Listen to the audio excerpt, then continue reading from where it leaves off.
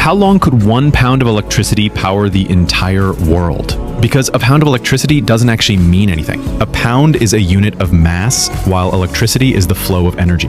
The two are totally unrelated. But for the sake of the puzzle, let's assume the question means 1 pound of pure electrons. A single electron has a mass of about 9.1 times 10 to minus 3 kilograms, so 1 pound of them would be a colossal number, about 5.5 times 10 times stable 3 electrons. So how much power is that? The answer is still 0. A pile of stationary electrons is useless, just like a million gallons of water sitting at sea level is useless.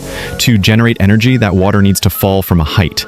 That height difference creates pressure and flow. For electrons, the same principle applies. You need a potential difference, which we call voltage, to create the pressure that makes them move. That directional movement of electrons is what we call an electric current.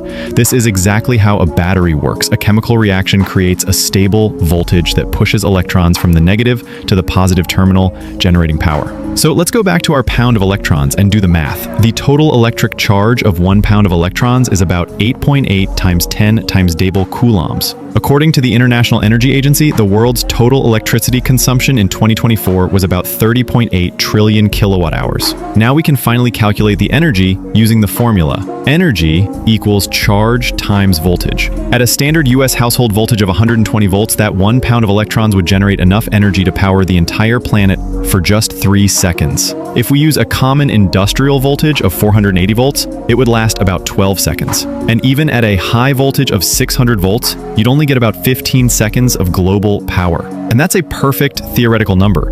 In the real world, with energy loss during transmission and grid limitations, the actual time would be even shorter.